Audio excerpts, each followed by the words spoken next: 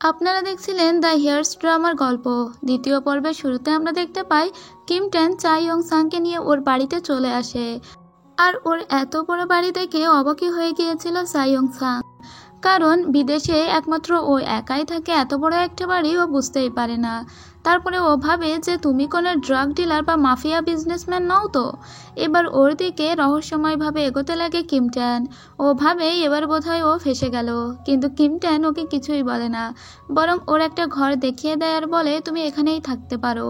ও ওর ঘরে এসে ওর জুতা এবং জামা কাপড় চেঞ্জ করার জন্য বসে, কিন্তু তখন ওর অনেক ক্ষুধা লাগে, তাই ও আস্তে আস্তে চুপি চুপি রান্নাঘরের দিকে যেতে লাগে।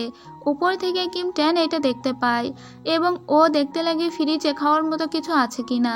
আর তখন ও ডেট এক্সপায়ার হওয়া কিছু খাবার খেতে লাগে, আর অন্ধকারেই ও খাবার খাচ্ছিল। হঠাৎই কিম ট্যান ওখানে এসে আলো জ্বালিয়ে দেয়, আর কিম ট্যান দেখে যে ও খাবার খাচ্ছে। আর তখন চা ইয়ং সাং একটা টাকার নোট রেখে বলে খাবারের মূল্য, কিন্তু কিম ট্যান তখন দেখে ও যে খাবারগুলো খাচ্ছে সেই সবগুলোর ডেট এক্সপায়ার হয়ে গিয়েছে। এতে ওর খারাপ লাগে, কিন্তু ও কিছু বলে না।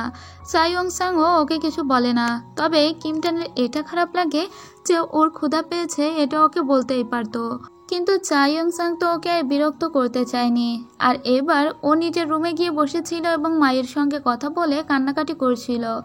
আর কিম ট্যান বাইরের দরজায় দাঁড়িয়ে এই কথাগুলো শুনতে পায়, কিন্তু ও না শোনার ভান করে ওর কাছে এবার খাবার নিয়ে আসে, কিন্তু ওই টাকাটা আবারও ওকে দিতে যায় চা ইয়ং সাং। তবে কিম ট্যান তো ওই টাকা নেয় না, বরং ওর কাছে রেখে দিতে বলে। আর তখন চা ইয়ং সাং বলে যে তাহলে আমি তোমার এই ঋণ কী দিয়ে পরিশোধ করব। ওর কাছে একটা ড্রিম ক্যাচার ছিল, ওই ড্রিম ক্যাচারটা ও তুলে এবার কিম ট্যানকে দেয় আর বলে ঠিক আছে, এটা তাহলে তুমি নাও। আর কিম ট্যানের জিনিসটা খুবই পছন্দ হয়ে যায় এবং ওর মুখে আমরা হাসিও দেখি। আর এবার এদিকে খাবার নিয়ে গবেষণা করতে লাগে যে খাবারগুলোর জন্য ওকে ওর পছন্দের ড্রিম ক্যাচারটা দিয়ে দিতে হলো। আমি যখন ফার্স্ট এই ড্রামা দেখি তখন ড্রিম ক্যাচারের প্রতি অদ্ভুতভাবে মোহিত হয়ে গিয়েছিলাম। তখন বাংলাদেশে এগুলো এত অ্যাভেলেবল ছিল না। পরে কিম ট্যান দেখতে পায় যে ঘরের ভিতরে চা ইয়ং সাং কিছু একটা করছে। চা ইয়ং সাং ওর রুমের ভিতরে যত জিনিসপত্র ছিল সেই সমস্ত কিছু দিয়ে দরজা ঢেকে দিচ্ছে, কারণ ওই দরজার খিল ভালো ছিল না। আর এদিকে জানালা যে খোলা ছিল এটা ওই মেয়ের কোনো হুঁশেই ছিল না। এদিকে কিম ট্যান ভাবতে লাগে যে ওই এগুলো কেন করছে, আর দরজায় এভাবে আটকাট করে দিয়ে ও জানালার পাশে এসে ওর ড্রেস চেঞ্জ করতে লাগে। আর কিম ট্যান এতে একটু ভীষুমি খেয়েছিল, কারণ ওদিকে দরজা ঠিক করেও ও কিনা জানালার পাশে এসে ড্রেস চেঞ্জ করছে। তো তার পরদিন সকালবেলা যখন ওর ঘুম ভাঙে তখন ওর খুবই ভালো লাগে, কারণ এই জায়গাটা ছিল অনেক প্রশস্ত, এখান থেকে সমুদ্র দেখা যায়। আর তাই ও সমুদ্রের পাড়ে, ওখানে একটা সুইমিং পুল ছিল, ওখানে এসে দাঁড়িয়ে থাকে। আর উপর থেকে ওকে দেখতে লাগে কিম ট্যান। ওকে দেখতে অনেক বেশি স্নিগ্ধ লাগছিল। কিম ট্যানের তো খুবই ভালো লাগে, কারণ কিম ট্যান এখানে একা একা থাকে, আর ও দেশে ফিরতে চাইলেও দেশে ফিরতে পারে না। আর দেশীয় একটা মেয়ে দেখে ওর সত্যি খুবই ভালো লাগছিল। এরপরে কিম ট্যান যখন স্কুলে যাবে তখন ইয়নসাং ভাবে যে ও হয়তো কোনো ড্রাগ ডিল করতে যাচ্ছে। তখন কিম ট্যান ওকে বলে আমি স্কুলে যাচ্ছি। আসলে এমনটা ভাবারই কথা, কারণ এত বড় ছেলে এখনো স্কুলে পড়ে। এবার কিম ট্যান চা ইয়ং সাংকে নিয়ে ওর সঙ্গে ওই স্কুলে যেতে লাগে, কারণ চা ইয়ং সাং একা একা বাড়িতে কি করবে ও বুঝে পায় না। তারপরেও এই মেয়েটাকে ওর অনেক ভালো লেগে গিয়েছে, যার জন্য ওকে নিয়ে ও ওর নিজের স্কুলে যায়। আর স্কুলের বাইরে ওকে বসিয়ে রাখে, ক্লাস থেকে মাঝে মাঝে ওকে দেখছিল।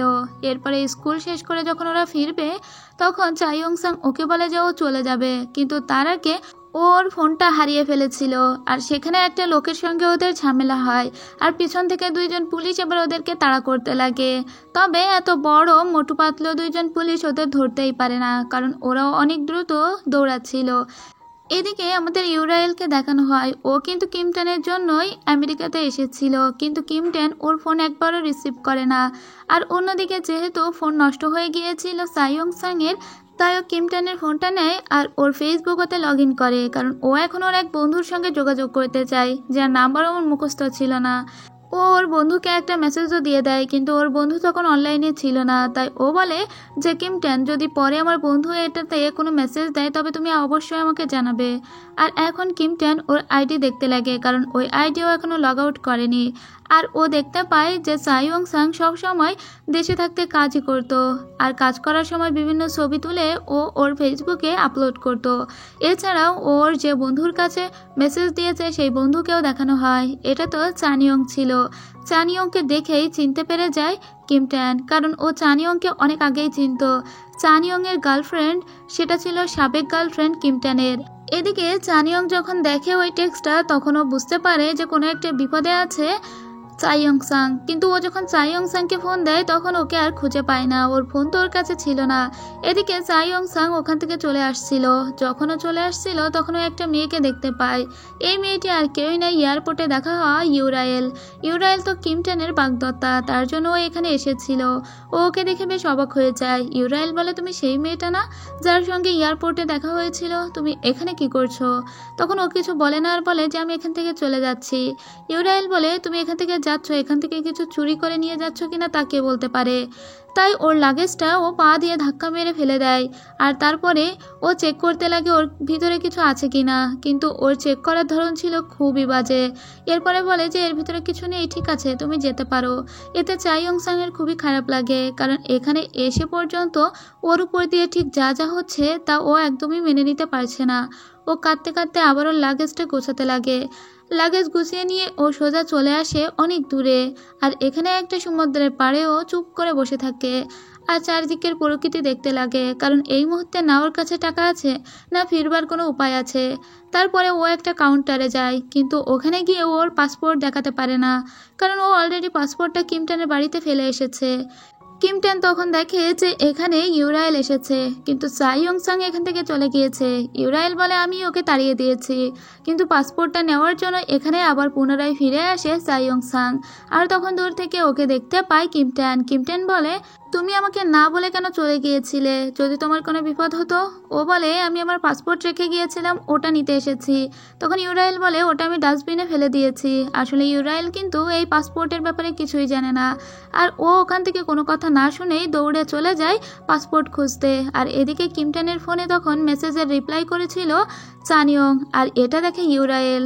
তো বুঝতেই পারছেন কপাল কতটা খারাপ হলে ইউরায়েলের হাতেই মেসেজটা পড়লো। আর এদিকে ও ডাস্টবিনে এসে যখন খুঁজতে লাগে ওর পাসপোর্ট ওটা পায় না। কিম টেন ওর দিকে বাড়িয়ে দেয়। কিম টেন বলে, তুমি তো আমাকে বলার সময়ই দিলে না যে পাসপোর্টটা কোথায় আছে, ওটা আমার কাছেই ছিল। আর এরপরে ওরা সন্দেহজনক একটা গাড়ি দেখতে পায়, আর ওরা একটা জায়গায় লুকিয়ে পড়ে। আর কিছুক্ষণ পরেই ওই লোকগুলো এদেরকে তাড়া করা শুরু করে, তবে এদের কেন তাড়াচ্ছিল ওরা নিজেরাও জানে না। আর ওরা দৌড়াতে দৌড়াতে একটা সিনেমা হলে এসে পৌঁছায়। আর এখন কিম টেনকে চাইয়ং সাং জিজ্ঞেস করে, ওই লোকগুলো আমাদের কেন তাড়াচ্ছিল, আমরাই বা কেন দৌড়ালাম? তখন কিম টেন বলে, আমার তো মনে হয় ওরা তোমাকে তাড়াচ্ছিল, তাই তো আমি দৌড়ালাম। আর ওরা দুজনেই অবাক হয়, কেন ওরা দৌড়ালো ওরা নিজেরাই জানে না। কিম টেন বলে, ঠিক আছে, আমরা যখন এখানে এসেছি তখন এখানে মুভিই বরং দেখি। আর ওখানে বসে ওরা দুইজনে এবার মুভি দেখতে লাগে। আর এর সাথে সাথেই শেষ হয়ে যায় এই ড্রামার 3য় পর্ব। তো ড্রামাটি ভালো লাগলে অবশ্যই লাইক কমেন্ট সাবস্ক্রাইব করবেন। Thank you.